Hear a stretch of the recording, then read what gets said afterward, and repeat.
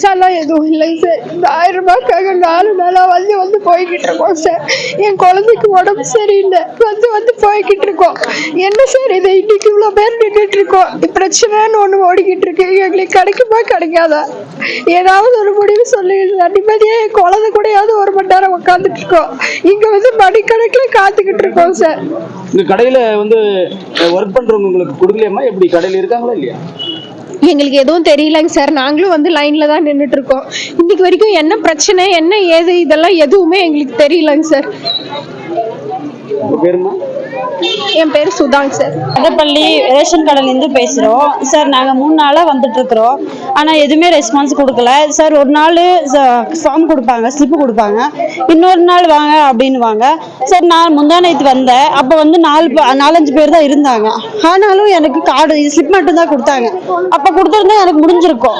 இல்லை நாளைக்கு வாங்க நாளான்னைக்கு வாங்க அப்படின்னுவாங்க. ஆனால் நாளைக்கு பொங்கல், நாளைக்கு நாளான்னைக்கு தான் பொங்கல்.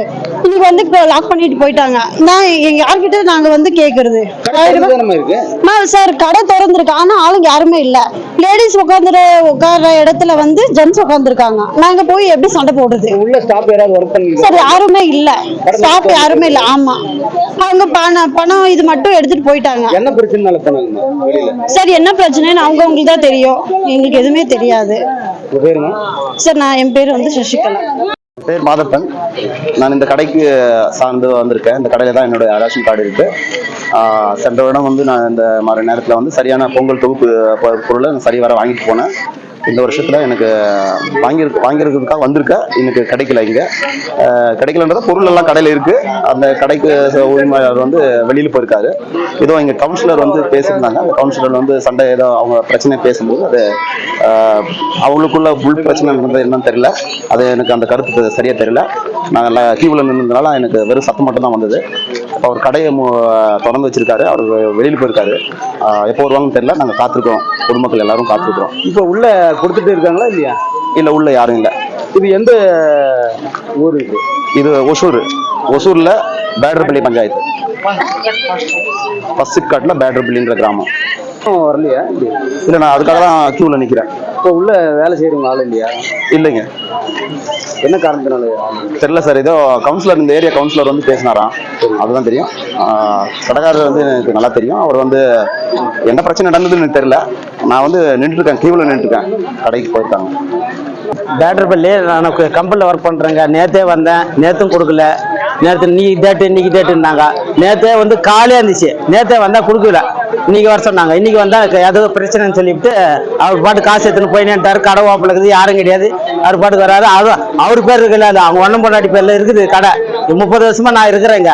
ஆனால் வந்து அவங்க அண்ணன் பொண்டாட்டி வந்ததே கிடையாது இந்த கடைக்கு. அவர் தான் மொத்தமே.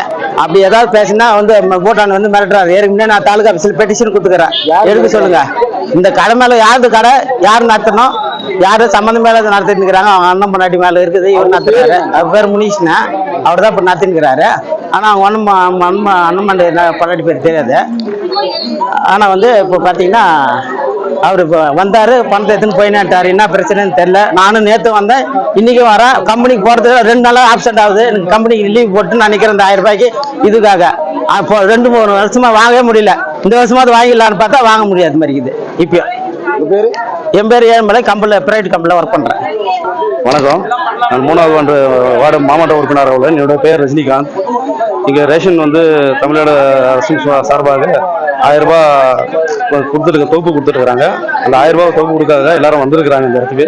இதில் நிறைய பெண்களும் குழந்தைகளும் தாய்மார்களும் என்ன பண்ணுறாங்கன்னா கியூவில் நிற்கிறாங்க. முறையான டோக்கன் கொடுத்து முறையான இது நடக்காத ஒரு காரணத்துக்காக பப்ளிக் வந்து கம்ப்ளைண்ட் பண்ணுறாங்க எங்ககிட்ட. நான் வந்து அந்த விஷயத்துக்காக கேட்க உள்ளே வரேன். உள்ளே வரும்போது உள்ளே பார்த்தீங்கன்னா சம்மந்தம் இல்லாத ஒரு ஊழியர் வந்துட்டு முருகேஷன் என்பவர் வந்து உள்ளே உட்காந்துட்டு பெண்களிடம் தகவல்கள் பேசிக்கொண்டு கார்டை வந்து வாங்கிட்டு காசு கொடுத்துருக்குறாங்க. அது கொடுக்கும்போது நான் கேட்குறேன், சம்பந்தப்பட்ட ஊழியரை நீங்கள் உட்காரீங்க, நீங்கள் எதுக்கு இங்கே உட்காந்துக்கிறீங்க? நீங்கள் வந்து ஆத்தரைஸ் வந்து ஊழியர் வந்து சுதா என்பவர்கள் இருக்கிறாங்க, அவரை உட்கார வச்சு கொடுங்கன்றாங்க. அவங்க பக்கத்தில் உட்காந்துக்கிறாங்க. பாருங்கன்னு சொல்லிட்டு பின்னால் வந்து கூப்பிட்டு அவங்க எல்லாம் உடம்பு சரியில்லாம் சொல்கிறாங்க, காரணம் சொல்கிறாங்க. சரி, ஓகே, சந்தோஷம். உங்களுக்கு ஏதாவது வந்து சப்போர்ட் நான் பண்ணுறேன். சம்பந்தம் ஊழியர் உட்காராது. ஏற்கனவே அவங்க மேலே பல கம்ப்ளைண்ட்டுங்க இருக்கு. அதுவும் டிஓசா கிட்டையும் ஆர்ஐ கிட்டையும் விஓ கிட்டையும் தாசில்தார் கம்ப்ளைண்ட் கொடுத்துருக்கோம், எழுத்துப்பூர்வமாகவும் வாய்மூலமாகவும் கொடுத்துருக்கோம். ஸோ நடவடிக்கை எடுத்துக்கிறாங்க. அந்த மாதிரி இருக்கும் பட்சத்தில் இந்த மாதிரி பண்ணாதீங்கன்ற கிட்டத்தட்ட 20 வருஷமா வந்து நான் தான் இந்த இடத்துல ரேஷன் கடை யார் அரசு ஊழியர் உட்காந்தாலும் நான் மட்டும்தான் ரேஷன் கடை பார்த்துக்குவேன். என்ன மீறி எதுவும் பண்ண முடியாதுன்னு சொல்றேன். அப்படி நான் இது தவறான வார்த்தை இது பண்ணால் பேசாதீங்க போது நீங்க யாரும் என்ன கேட்கறது நான் இந்த மக்களால் தேர்ந்தெடுக்கப்பட்ட பிரதிநிதி நான் கவுன்சில் சொல்றேன். மீறி விட்டு நான் பாத்துக்கிறேன், உங்க மேல நான் கேஸ் கொடுக்குறேன், பிசிஆர் கேஸ் அப்படின்னு சொல்லிட்டு நாகரிகமாக பேசி விட்டு பணப்பையை மொத்தம் இருந்த பணப்பையை எல்லாமே எடுத்துக்கிட்டு கையில வச்சுக்கிட்டு வண்டி ஏறி போயிடாது. எத்தனை பொதுமக்கள் காத்துக்கிறாங்க. தயவு செஞ்சு இது சம்பந்தப்பட்ட அதிகாரிகள் இந்த பொதுமக்களுக்கு ஒரு விடிவு காலத்தை கொடுத்து துறையில் அட்டூழியம் செய்து கொண்டிருக்கும் சமூக விரோதிகளை அகற்றி யார் உண்மையான ஊழியரோ அவர்களை உட்கார வைத்து இந்த கடையை வந்து நல்லபடியாக நடக்கும் சொல்லிட்டு கேட்டுக்கொண்டு கண்டிப்பாக தீர்த்து கொடுக்க நம்பிக்கையோடு கேட்டுக்கொள்கிறேன். நான் வந்து இங்கே செக்யூரிட்டியாக தான் ஒரு கம்பெனியில் வேலை செஞ்சுட்டு இருக்கிறேன். அப்போ இங்கே வந்து எனக்கு இங்கே கார்டு இங்கே தான் இருக்குது, டோக்கன் கொடுத்துருக்குறாங்க. அதனால் நான் வந்து லைனில் இருந்து 3 நாள் அந்த டோக்கனுக்கே 3 நாள் அழிஞ்சேன். அதுக்கப்புறம் நேற்று தான் டோக்கன் கொடுத்தாங்க. அப்புறம் இன்றைக்கி வந்தால் இது மாதிரி இப்போ அவங்க கடையை ஆள் இல்லை, கடை திறந்துருக்கோம், ஆள் கிடையாது யாருமே. எல்லாம் 400-500 பேர் நின்றுட்டு இருக்கிறாங்க. எங்க போனாங்க ஐயா? தெருவில் எங்கே போனாங்க, அவங்க பாட்டுக்கு போயிட்டாங்க, போட மாட்டேன்னு சொல்லிட்டு போயிட்டாங்க. ஏன் போட மாட்டேன்னு? ஏதாவது இப்போ அந்த 2-3 கார்டுக்கு காசு இல்லை, கொடுக்க மாட்டோம், அவங்களுக்கு கிடையாதுன்னு சொல்லிட்டாங்க. அதனால வந்த பிரச்சனை அது. அப்புறம் 4-5 பேர் எல்லாரும் சேர்ந்து கேட்ட உடனே அவங்களுக்கு கோவம் வந்துருச்சு, போயிட்டாங்க. கடையை திறந்து போட்டு அவங்க பாட்டுக்கு போயிட்டாங்க. எப்படி இப்போ நாங்கள் கிட்ட ஒரு 400 பேருக்கு இங்கே நிற்கிறோம். 3 நாளாக வந்து வேலைக்கு லீவ் போட்டு வந்து பார்க்க வேண்டியது இருக்கு. நடத்துறவரு பண்றாங்களா இல்லை வேற யாரா பண்றாங்க?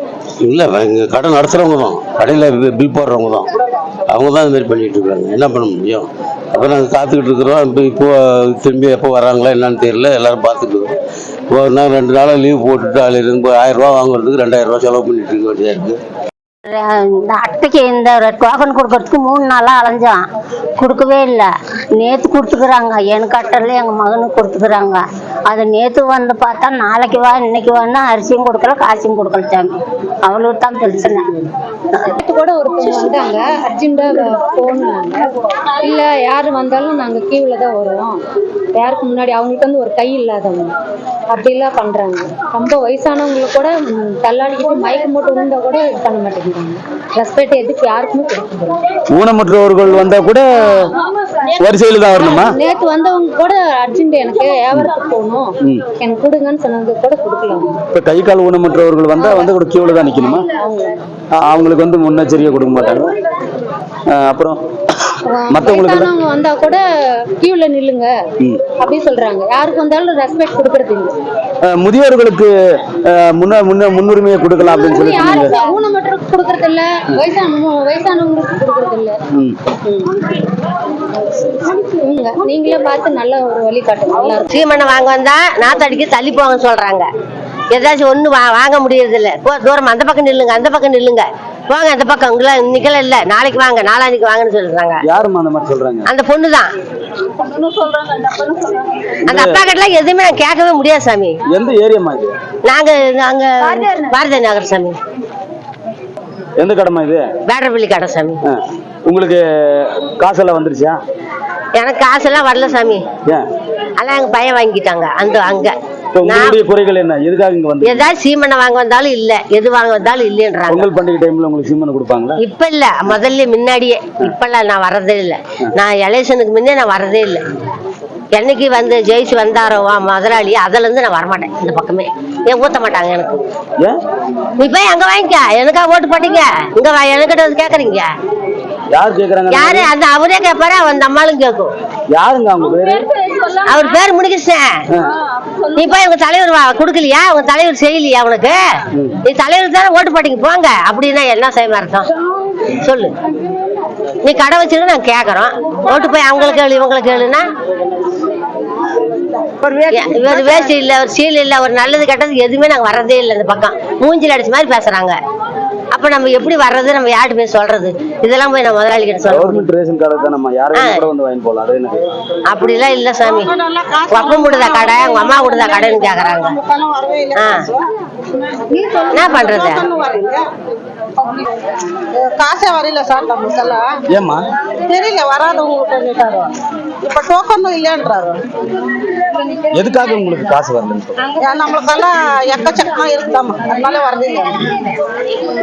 இதெல்லாம் சொல்லலாமா? எல்லாருக்கும் கொடுக்கணும், இல்லைன்னா யாருக்கும் கொடுக்க கூடாது. ஏன் நம்மளால ஓட்டு போடுங்க, ஓட்டு போடுறதுக்கு கேட்கறதுக்கு மட்டும் வர்றாரு, இதுக்கு மட்டும் யாரும் இல்லையா? வீடும் வாசலும் வாடகை வர்றவங்களுக்கு எல்லாம் கொடுக்குறாரு, நம்மளுக்கு மட்டும் இல்லை. அதான் ஏன் கொடுக்குறதுன்றாங்க. அதே அப்படி கேட்கறாரோ, நாங்களுக்கு என்ன தெரியும்? நீங்க அதிகாரிகள்கிட்ட முறையிட்டீங்களா? நமக்கெல்லாம் அதெல்லாம் தெரியாது. இங்க போய் கேட்கணும், இங்க தான் வந்து கேட்கணும். இங்க வந்து அரசு ஊழியர் ரேஷன் கடையில் கேட்கும்போது அவங்க என்ன சொல்றாங்க? அப்படியே அது அவங்க தான் அப்படி சொன்னீங்க. உங்களுக்கு காசும் காசு வரவங்களுக்கு மட்டும் இந்த டோக்கன் வருதோ, உங்களுக்கு வரையில அதனாலே டோக்கன் இல்லைன்னு. அவங்க முறையா இருக்கிறதுன்னு சொல்லுவாங்க, இல்லாதது அவங்க எப்படி சொல்லுவாங்க? இப்ப அவங்க ஒண்ணும் பண்ண முடியாதுன்னா அரசாங்கத்துல வந்து முறையிட்டு அவங்க தான் கொடுக்கணும். இப்ப கடையில போய் கேட்டீங்கன்னா அவங்க முறையா யாருக்கு முறையான தகவல் இருக்குதோ அவங்களுக்கு வந்து கவர்மெண்ட்ல பணம் வந்து அவங்களுக்கு தான் கொடுப்பாங்க. மற்றபடி அவங்களால எந்த குறையும் சொல்ல முடியாது. உங்களுக்காக உங்க குறைகளை வந்து நீங்க அதிகாரிகிட்ட நீங்க வேற இடத்துல கொடுக்குறாங்க, அதிகாரிகிட்ட முறையிட்டீங்கன்னா அதிகாரிங்க முறையா உங்களுக்கு பதிலளிப்பாங்க. கடைக்காரங்க மேல நம்ம கோச்சிக்கணும், ஒன்றும் பிரச்சனை இல்லை. சரிங்க. டிஎஸ்ஓ சார் சொல்லியும் நீங்க போக மாட்டேன். அவர் அதிகாரிக்காக மரியாதை வேணும் சார். சம்மந்தம் ஊழியர் உட்காடுறீங்க, வேணாங்க உட்காராதீங்கன்னு நான் சொல்றேன். நான் அதிகாரிகள் வராங்க, அதிகாரிகளுக்கு மரியாதை இல்லாம உட்காந்துட்டு நீங்க சொன்ன வார்த்தை உண்மையா போல இருக்கு. அரசியல் எத்தனை பேர் என்னோட கைக்குள்ள இருக்காங்கன்னு சொல்றாங்க. நான் 20 ஆண்டுகளாக நான் நடத்திருக்கேன்னு சொல்றாங்க.